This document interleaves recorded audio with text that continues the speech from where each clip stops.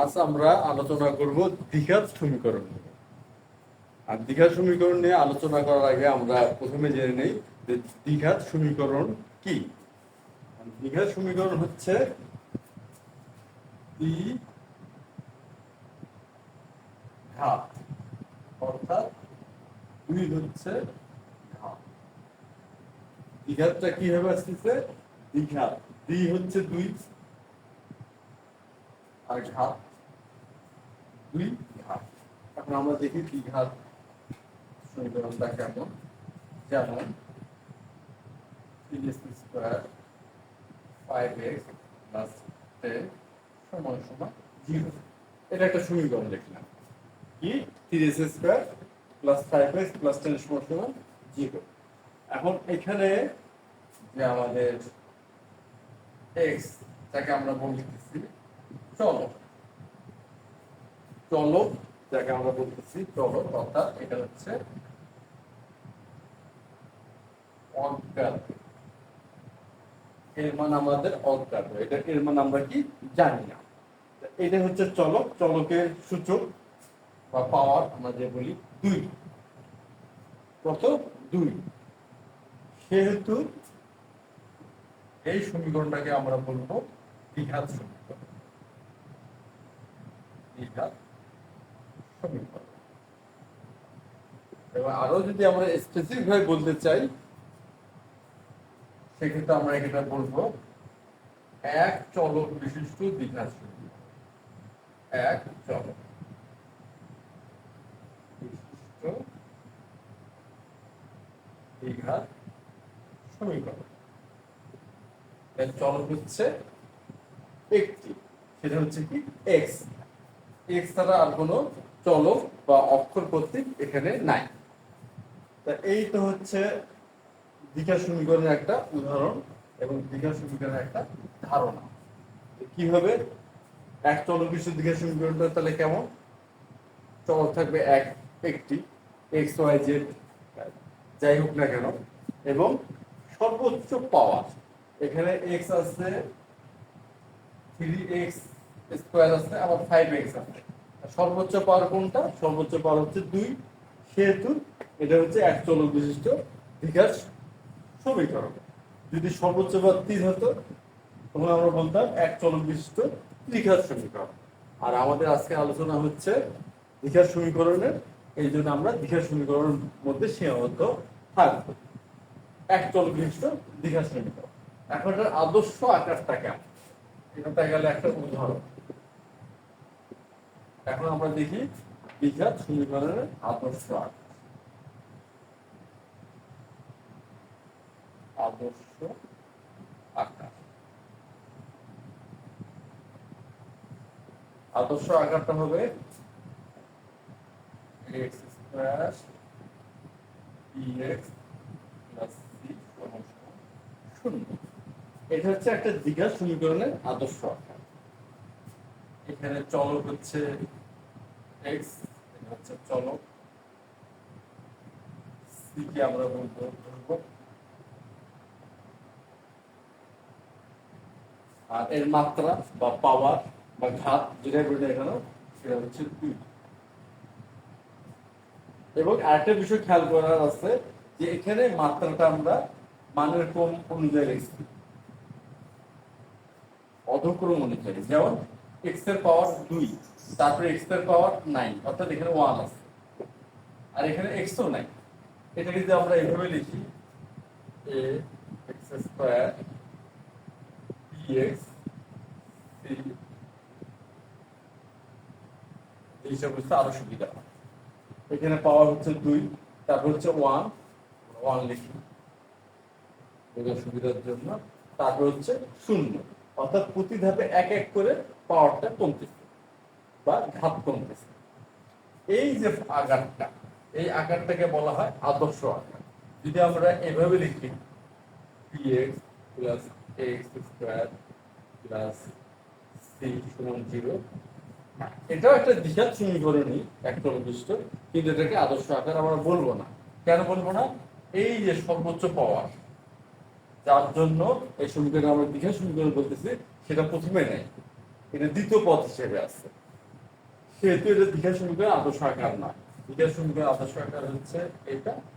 আর যেহেতু এক্স এর পাওয়ার শূন্য হলে 1 হয়, আমরা ধ্রুবক সব পদের জন্য আমরা এক্স উল্লেখ করি না, আমরা লিখতেছি এই এক্স স্কয়ার px প্লাস 3 সমান 0।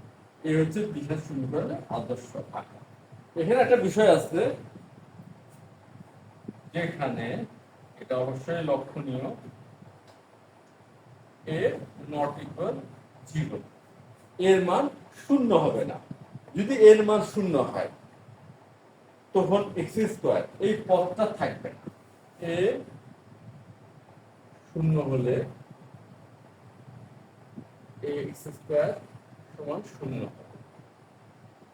তাই না? কারণটা হচ্ছে কি, শূন্য দিয়ে আমরা যাই গুণ করি না শূন্য হয়, সেই ক্ষেত্রে প্রথম পদটা থাকবে না। প্রথম পদটা না থাকলে এই সমীকরণটাকে আমরা দ্বিঘাত না, সেক্ষেত্রে আমরা বলবো এক চলক বিশিষ্ট একঘাত সমীকরণ। কেননা যদি এই এক্স স্কয়ারটা না থাকে, এই এক্স স্কয়ারটা নাই, তখন থাকবে হলো px প্লাস 3 সমান সমান 0। এটা একঘাত, তখন এটাকে আমরা বলতে পারবো একঘাত বিশিষ্ট সমীকরণ, দ্বিঘাত না, বা এক চলক বিশিষ্ট একঘাত সমীকরণ। সেক্ষেত্রে আমরা এটাকে তাই করি। এই হলো দ্বিঘাত সমীকরণের একদম প্রাথমিক যে ধারণা, যেটা আমরা এতক্ষণ আলোচনা করলাম, যে দ্বিঘাত সমীকরণটা আসলে কি, কেন এটাকে দ্বিঘাত সমীকরণ বলে, এবং দ্বিঘাত সমীকরণের আদর্শ আকারটা কি হতে পারে, এটা আমরা এখানে দেখি। এখন আমরা দেখব যে দ্বিঘাত সমীকরণের সমাধান কিভাবে করা যেতে পারে। আমাদের এটা হচ্ছে একটা দ্বিঘাত সমীকরণ, এটা সমাধান। সমীকরণের সমাধান মানে কি, সমীকরণ যে চলকটা থাকে তার মান নির্ণয়, অর্থাৎ এক্স এর মান, এখানে চলক হলো এক্স, এক্স এর মান কত হলে এই পুরো রাশিটার মান শূন্য হবে। বিষয়টা কিন্তু এমন যে এক্স এর মান কত হলে এই রাশিটির মান শূন্য হবে, বা এখানে আমরা এক্স এর মানটা নির্ণয় করি। এখন আমরা এক্স এর মান নির্ণয় করি, কিভাবে নির্ণয় করব? এখানে বেশ কয়েকটা পদ্ধতি আছে। আমরা দ্বিঘাত সমীকরণের সমাধান নানান ভাবে করা যায়, তার মধ্যে আমরা প্রথম পদ্ধতিটা দেখি। আমরা উভয় পক্ষকে 4a দিয়ে গুণ করব। 4a দিয়ে যদি গুণ করি, 4a গুণন x square dx plus c সমান 0 4a। আমরা কি করলাম, উভয় পক্ষকে 4a দ্বারা গুণ করলাম। এখন আমরা গুণ করি 4a স্কয়ার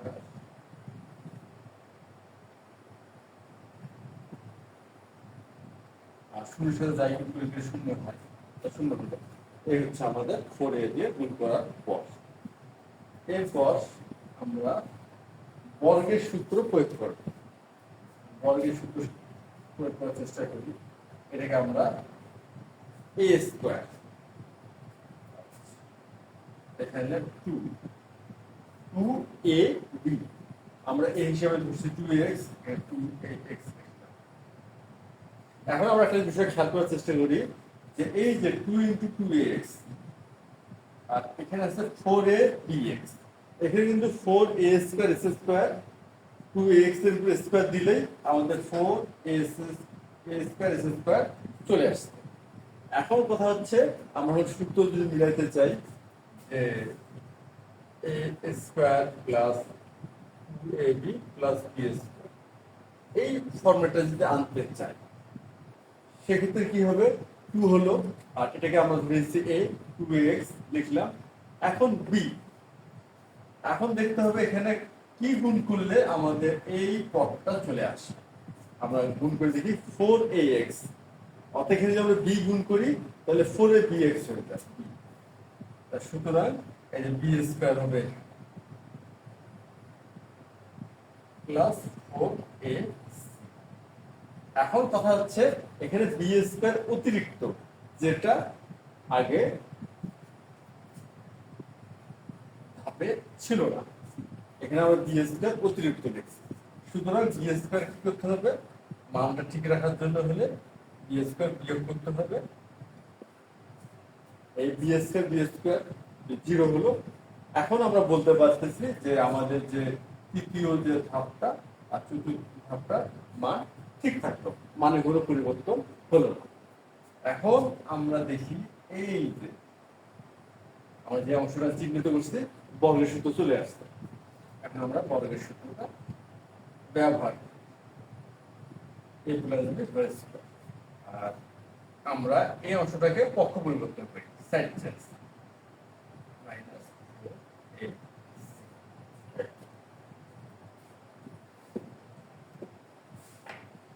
তারপর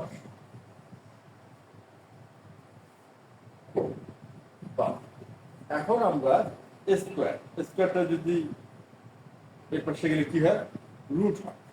কি হয়, রুট।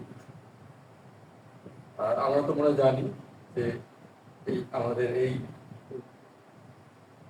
রুটের মান হচ্ছে 1/2। এটার মান কত, 1/2। অর্থাৎ 1/2 কে আমরা প্রতীকের মতো করে এই চিহ্ন দ্বারা 1/2 বুঝাই দিচ্ছি, যেটাকে আমরা রুট বলি বা বর্গমূল।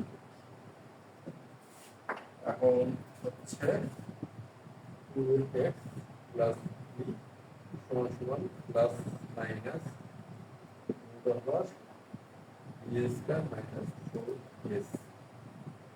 এখন অনেকেই এই প্রশ্নটা এখানে করে থাকে যে বর্গমূলের চিহ্নের আগে কেন আমরা প্লাস মাইনাস চিহ্ন ব্যবহার করি। এটা অনেকেরই জিজ্ঞাসা যে প্লাস মাইনাসটা কেন, শুধু আমরা বর্গমূল চিহ্নটা দিলেই হতো। এখন আমরা একটু এই বিষয়টা একটু আলাদাভাবে আলোচনা বা বোঝার চেষ্টা করি কেন এই প্লাস মাইনাসটা। এর আগে আমাদের জানতে হবে বর্গমূল বা বর্গ এই বিষয়টা। বর্গ হচ্ছে কোন সংখ্যাকে, অর্থাৎ 2 এর 2 দ্বারা গুণ করলাম, কোন সংখ্যাকে যদি আমরা 2 বার গুণ করি গুণফলটা হচ্ছে বর্গ। 2 কে 2 বার গুণ করলাম, তো 2 গুণন 2 4, 4 হচ্ছে 2 এর বর্গ। তাহলে 2 এর বর্গ হচ্ছে 4। আমরা এখানে লিখি, তৃতীয় বুঝাই যে 2 এর বর্গ 4। আর যে সংখ্যাটা আমরা 2 বার গুণ করছি সেটা হচ্ছে বর্গমূল। 4 এর বর্গমূল হচ্ছে 2। 4 এর বর্গমূল,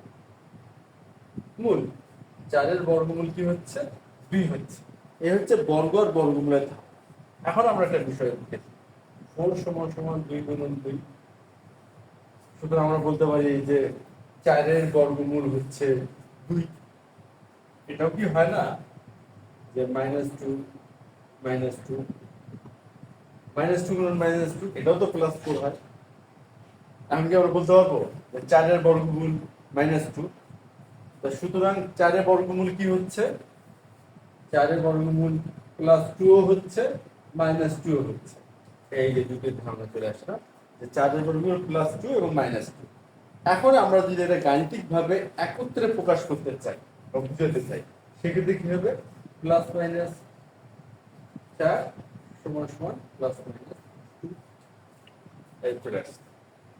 ঠিক এই কারণেই আমরা এই গাণিতিক ক্যালকুলেশনে বা বীজগণিতের হিসাবে বর্গমূলের চিহ্নের সামনে প্লাস মাইনাস ব্যবহার করে। এই তো গেল আমাদের প্লাস মাইনাস চিহ্নটা আমরা কেন ব্যবহার করলাম তার একটা ধারণা বা ব্যাক। এখন আমরা এক্স এর মানটা বের করার চেষ্টা করি। 2x, এখানে বি আছে প্লাস, তাহলে হলো minus B square minus 4ac অতএব x সমান সমান minus b plus minus by 2। আমাদের এক্স এর মানটা চলে আসে। এই হচ্ছে আমাদের দ্বিঘাত সমীকরণ x square plus b x plus c সমান 0। এই সমীকরণের সমাধান এক্স সমান এত। এখন আমরা এটাকে দুটো মান আমরা চলে আসি, দুটো মান চলে আসলো, একটা হলো প্লাসের জন্য একটা মাইনাসের জন্য। এটাকে আমরা এভাবে প্রকাশ করব এক্স সাব ওয়ান সমান সমান প্লাসটা নিয়ে এক্স সাব ওয়ান দ্বারা করাই,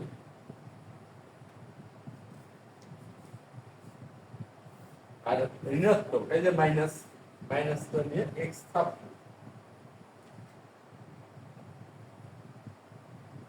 দ্বারা করাই।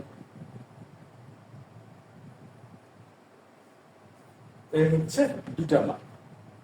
এই হলো আমাদের আজকের আলোচনার যে বিষয়টা, দ্বিঘাত সমীকরণটা কি, কেন এটাকে দ্বিঘাত সমীকরণ বলে, এবং আদর্শ আকার এবং সত্য যে এ নট ইকুয়াল 0, প্রথম পদটা যেন কখনোই শূন্য না হয়, তাহলে ওটা একঘাত সমীকরণ হয়ে যাবে। এরপর হচ্ছে দ্বিঘাত সমীকরণের সমাধানের একটা পদ্ধতি, আমরা এটা এখানে একটা পদ্ধতি শিখলাম, দ্বিঘাত সমীকরণের সমাধান পদ্ধতি। এবং বর্গমূল চিহ্নের আগে কেন প্লাস মাইনাস চিহ্ন দেওয়া হয়, প্রাসঙ্গিকতার কারণে আমরা সেই বিষয়টাও একটু বোঝার চেষ্টা করলাম। এরপর আমরা কি ঠিক করলাম, এক্স এর মানটা নির্ণয় করলাম, অর্থাৎ এই দ্বিঘাত সমীকরণটার সমাধান আমরা নির্ণয় করলাম এবং দেখলাম যে এই দ্বিঘাত সমীকরণের পাওয়ার বা দ্বিঘাত সমীকরণের ঘাত হলো 2, আমাদের এক্স এর মানও আসলো 2টি। তা আজকের এই যে আলোচনা হলো দ্বিঘাত সমীকরণ, যে আমাদের ধারণাগুলো আমরা জানলাম এবং সমাধানটা শিখলাম। এখন আমরা পরবর্তী ক্লাসগুলোতে এই দ্বিঘাত সমীকরণ সমাধানের আরো কিছু পদ্ধতি শিখবো এবং কিভাবে একটা দ্বিঘাত সমীকরণ এই ধারণা ব্যবহার করে সমাধান করা যায়, এগুলো আমরা ক্রমান্বয়ে শিখতে থাকবো। তো সেই ক্লাসগুলো দেখার আমন্ত্রণ জানিয়ে আজকে আমরা এখানে শেষ করছি। ধন্যবাদ সবাইকে।